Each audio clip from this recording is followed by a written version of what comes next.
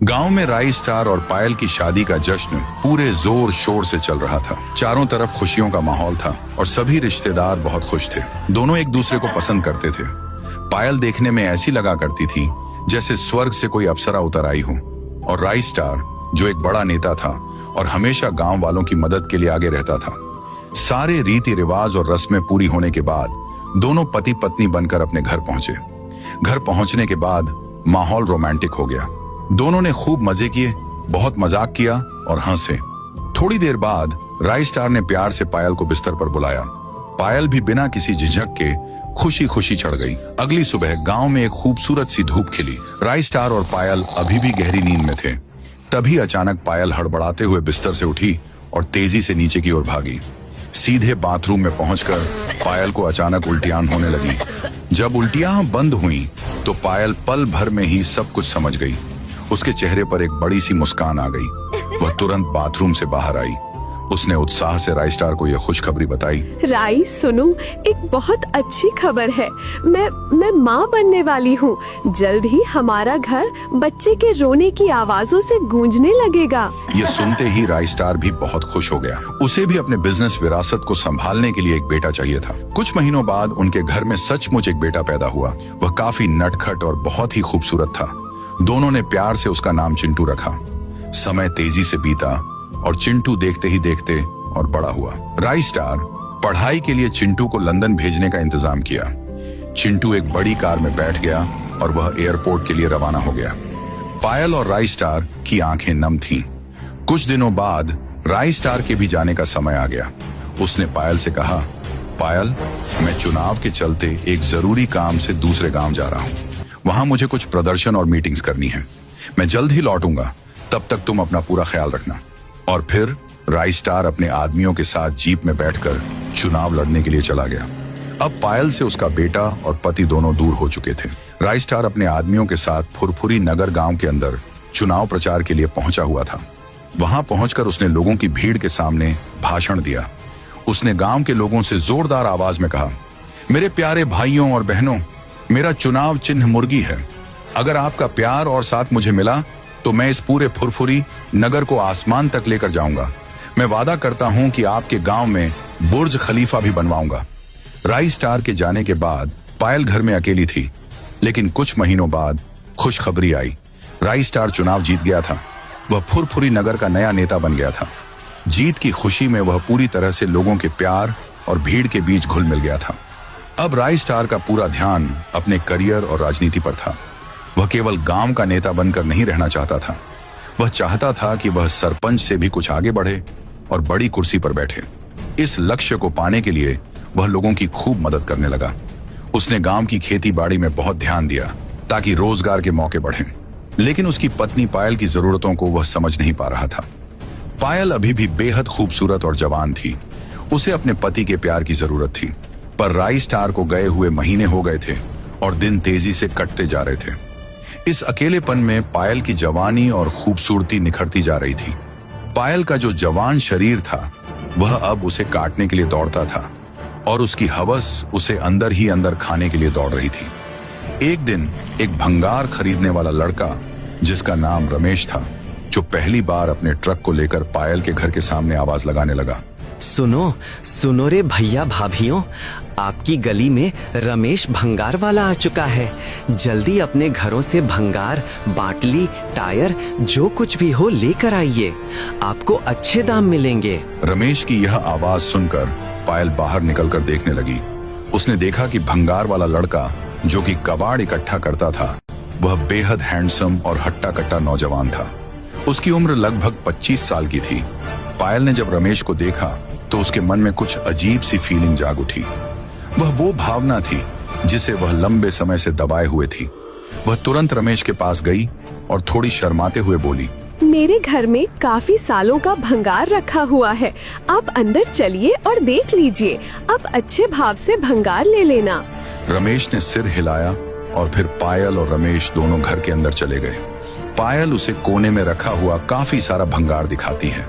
रमेश उन चीजों को अच्छे से देखता है और हिसाब लगाकर कहता है, वाह, भंगार तो आपके पास अच्छा खासा है। मैं लोहा 20 रुपए किलो से लूंगा और प्लास्टिक 11 रुपए किलो से। आपको अच्छी कीमत मिल रही है। रमेश सारे भंगार को अपनी टेम्पो में डालने लगा। पायल बार बार रमेश को घूरे जा रही थी। पायल ने रमेश से कहा, क्या तुम्हारी पत्नी बच्चे नहीं है? तुम्हारी शादी नहीं हुई क्या अभी तक? तभी रमेश बोला, नहीं, मैं अकेला हूँ। मेरी शादी नहीं हुई है और अभी मेरे पत्नी बच्चे कहाँ से आएंगे? मैं तो एक कबाड़ वाला हूँ। फिर पायल कहती है, अगर तुम्हारी पत्नी होती तो कितना अच्छा रहता, तुम्हारा ख्याल रखती। अब तुम्हारी उम्र भी काफी होती जा रही है, धीरे धीरे तुम बूढ़े हो जाओगे, फिर कौन तुमसे शादी करेगा? प्लीज आप 5-6 दिनों बाद फिर आना, क्योंकि तब तक और भी काफी भंगार कबाड़ा जमा होगा। फिर उसके बाद आप उसे भी लेते जाना। जरूर, मैं फिर से आऊंगा। तब तक आप और भी अच्छा खासा भंगार जमा करके रखना। मैं आपको अच्छी कीमत ही दूंगा। यह कहकर रमेश अपने घर की ओर निकल जाता है और रोजमर्रा के कामों के लिए गलियों में घूमने लगता है। ठीक 5-6 दिनों बाद रमेश अपनी भंगार से भरी हुई ट्रक के साथ फिर से पायल के घर के सामने आकर रुका। उसने जोर से आवाज दी, मेम साहब, ओ मेम साहब, मैं रमेश भंगार वाला, मैं आ गया, बाहर आइए। रमेश की आवाज सुनते ही पायल फौरन सीढ़ियों से नीचे उसकी तरफ जाने लगी। रमेश के सामने पहुंचकर उसके चेहरे पर एक मुस्कान थी। उसने कहा, अरे वाह, तुम बड़े सही समय पर आ गए। मेरे पास इतने दिनों में बहुत भंगार जमा हो गया है। चलिए, वो ऊपर रखा हुआ है, वो भी ले लीजिए अच्छे भाव से। इसके बाद पायल रमेश को लेकर घर के अंदर सीधे ऊपर के कमरे में ले जाने लगी। दोनों कमरे के अंदर पहुंचे। रमेश ने चारों ओर नजर घुमाई, पर उसे कोई भंगार नहीं दिखा। वह कुछ कहता, इससे पहले ही पायल ने अपने कपड़े खोल दिए। रमेश यह देखकर हैरान हो गया। पायल ने रमेश से उत्तेजित होकर कहा, अरे इधर उधर क्या देख रहे हो? सामने देखो, तुम्हारे सामने भंगार पड़ा रखा है। रमेश, जो अब भी थोड़ा हैरान था, बोला, आप ये कैसी बातें कर रही हैं? आप कबाड़ थोड़ी हो, आप तो बेहद खूबसूरत हो, नौजवान हो, और आप ये सब क्या कर रही हो? फिर पायल ने गहरे दुख और अकेलेपन के भाव से कहा, मैं खूबसूरत लग रही हूँ, लेकिन मेरा पति मुझे कबाड़ समझता है। वो कभी मेरी तरफ ध्यान ही नहीं देता। वो कभी ये जानने की कोशिश ही नहीं करता कि मेरी भी जरूरतें हैं। मैं यहाँ पर पड़ी पड़ी कबाड़ बन चुकी हूँ। अब मेरी जिंदगी बहुत दुखों से गुजर रही है, और तुम एक कबाड़ वाले हो, तो तुम मुझे खरीद सकते हो। इस बातचीत के बाद पायल बिस्तर पर चढ़ गई और उसे मीठी आवाज में ऊपर बुलाने लगी। रमेश भी अब खुद को रोक नहीं पाया और वह उसके बदन पर कूद मारता है। घर जोर जोर से हिलने लगा और जल्द ही उन दोनों के बीच अवैध संबंध स्थापित हो गए। यह सब कुछ होने के बाद रमेश अपने घर जाने के लिए पायल को बाय बाय करता है। तभी पायल ने रमेश से कहा, मेरे पति से कभी इतनी खुशी नहीं मिली जो तुमने दी है आज, और हाँ, 8-10 दिन बाद फिर आना। ये कहकर पायल रमेश को बाय बाय करती है। रमेश अपनी भंगार से भरी हुई ट्रक को लेकर अपने घर की ओर निकल जाता है। पायल बहुत खुश थी, क्योंकि उसके पास पैसा, रुतबा, घर, गाड़ी, बंगला सब कुछ था। जिस बात की उसे कमी थी, वह भी अब पूरी होने लगी थी। अब पायल जाने अनजाने में रमेश से बेहद प्यार करने लगी थी। इधर रमेश भी पायल का आदी हो चुका था। फिर से रमेश आया। अब तो पायल और रमेश के बीच में आए दिन ये गलत रिश्ते बनने लगे थे। उधर राई स्टार मंत्री का चुनाव जीत भी जाता है और लोगों की सेवा करने लगता है, और इधर दोनों मौज मस्ती करने लगते हैं। पति राई स्टार, वह तो अपने सरकारी कामकाज में बहुत व्यस्त रहता था। अब पायल को उसकी जरूरत नहीं थी। जब तकरीबन 1.5 से 2 साल ऐसे ही गुजर जाते हैं, तो जो आस पड़ोस के लोग थे वह देखते हैं कि यह कबाड़ वाला अक्सर मंत्री के घर पर क्यों आता है, और आकर के इसके घर के अंदर चला जाता है। 2-3 घंटे हो जाते हैं। घर से बाहर गली में आस पड़ोस के लोग जमा हो गए थे। तभी रमेश घर से बाहर निकला। एक आदमी तुरंत रमेश के पास आकर कहता है, अरे रमेश, तू मुझे एक बात बता कि तू राई स्टार मंत्री के घर में क्या कर रहा था? मंत्री की पत्नी पायल और तुम्हारी हंसी की आवाज आ रही थी। इसके बाद रमेश ने बात को छुपाने के लिए तुरंत कहा, अरे मैं उनके घर में झाड़ू पोंछा करता हूँ, सफाई करने आया था, बाकी कुछ नहीं। चलता हूँ। यह कहकर रमेश तेजी से वहां से चला गया। पर लोगों को इस बात पर बिल्कुल भरोसा नहीं था। सब समझ रहे थे कि मंत्री की पत्नी और भंगार वाले के बीच कुछ तो हुआ है। तकरीबन 15 से 20 दिन बाद जब राई स्टार अपने घर पर आता है, तो जो लोग थे उनमें से एक आदमी बोलता है, रुक जाओ राई स्टार भाई। वे राई स्टार को अपने पास बुलाते हैं और कहते हैं कि भाई, बुरा ना मानो तो मैं एक बात कहना चाहता हूँ। जरूर तुम्हारी पत्नी गलत संगतों में पड़ चुकी है। एक कबाड़ वाला व्यक्ति जिसका नाम रमेश है, वो अक्सर तुम्हारे घर पर आता है और घंटों ठहर कर। फिर राइस्टार बोलता है, आखिरकार पूरी बात क्या है? मुझे तो ऐसे कुछ भी पता नहीं कि कोई कबाड़ वाला मेरे घर घंटों ठहर करके जाता है। मैं इसकी खबर लेकर ही रहूंगा। फिर राइस्टार दूसरे के घर में छुपकर ठहर कर इधर उधर देखने लगता है।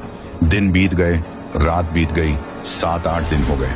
राइस्टार उसका इंतजार कर रहा था वहीं ठहर कर। तभी उसने देखा रमेश ट्रक को लेकर राइस्टार के घर के सामने आकर रुका और सीधा अंदर चला गया। ये सब राइस्टार अपनी आंखों से देख रहा था। तभी उसे विश्वास हुआ। फिर वह दौड़ता हुआ, भागता हुआ अपने घर के अंदर जाने लगा। राइस्टार सीढ़ियों से ऊपर के कमरे में जाने लग जाता है।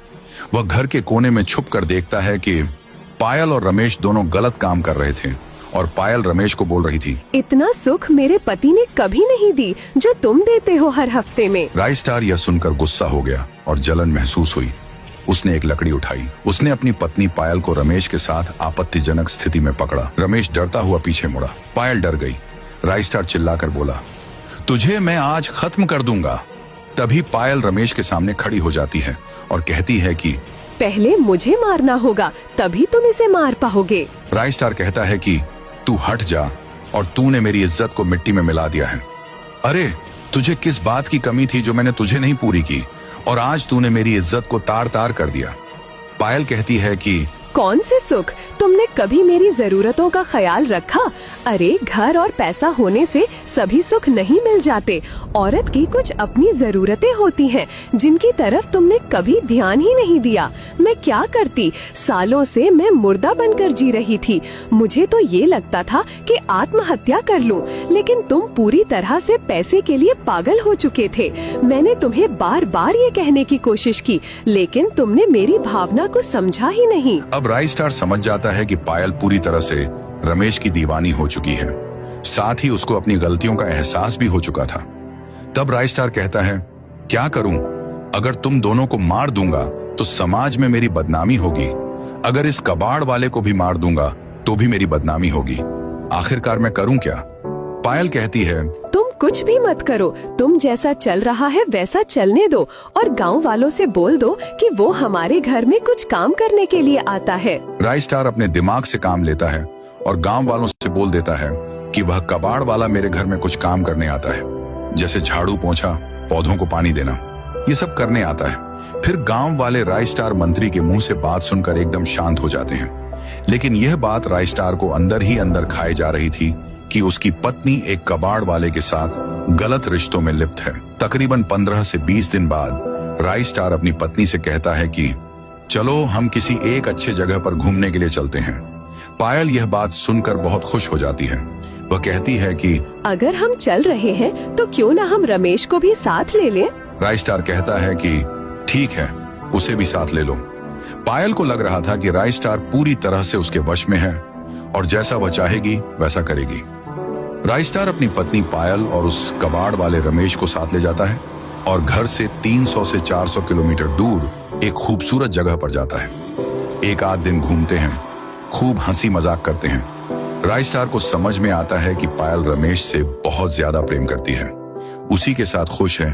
तब तीर्थ स्थान पर जाने के बाद वहां पर राइस्टार अपनी पत्नी पायल से कहता है कि अब मैं तुम्हारी शादी इस रमेश के साथ कराने वाला हूं, क्योंकि तुम इसके साथ बेहद खुश हो और मैं नहीं चाहता कि किसी की जिंदगी बर्बाद हो। अगर तुम हमारे घर पर रहोगी तो एक न एक दिन गुस्से में आकर मेरे हाथों से कुछ हो जाएगा, या फिर तुम मुझे धोखा देकर मार दोगी। इसीलिए तुम इसके साथ खुश हो तो इसके साथ विवाह कर लो। पायल सुनती है तो वह रोने लगती है, गिड़गिड़ाने लगती है और बोलती है, मुझे बड़ी गलती हो गई, अब ऐसी गलती नहीं करूंगी। मैं रमेश को छोड़ दूंगी। तभी राइस्टार अपनी पत्नी पायल को वहां पर छोड़ के अपने घर जाने लगता है। पायल रुको रुको कर चिल्लाने लगती है। उधर पायल न चाहते हुए भी उस कबाड़ वाले रमेश के साथ रहने लगती है, क्योंकि रमेश के पास कुछ भी नहीं था। एक टूटी फूटी झोपड़ी थी, वह भी किराए से रहा करता था। सिर्फ कबाड़ बीनना उसका काम था। अब पायल उसके साथ कबाड़ बीनने का काम करने लगती, उसके साथ साथ रहने लगती। उसे शारीरिक सुख तो मिलता था, लेकिन अब वह बहुत गरीब स्थिति में जी रही थी। बैठी बैठी अपने आप को कोसती थी कि उसने अपने हाथों से अपने पैरों पर कुल्हाड़ी मार ली है। लेकिन अब क्या था, अब बहुत देर हो चुकी थी। इधर कुछ दिनों बाद अपने बच्चों को घर पर बुलाता है। उन्हें बताता है कि उनकी जो माँ है वह तीर्थ स्थान पर घूमने के लिए गई थी, कि वह गुम हो गई, और वह उन्हें ढूंढने की खूब कोशिश करता रहा, लेकिन वह नहीं मिली। बच्चे भी यकीन कर लेते हैं कि उनकी माँ अब एक मेले में खो चुकी है। किसी को भी इस बात की खबर नहीं थी कि उनकी माँ ने क्या गुल खिलाया है।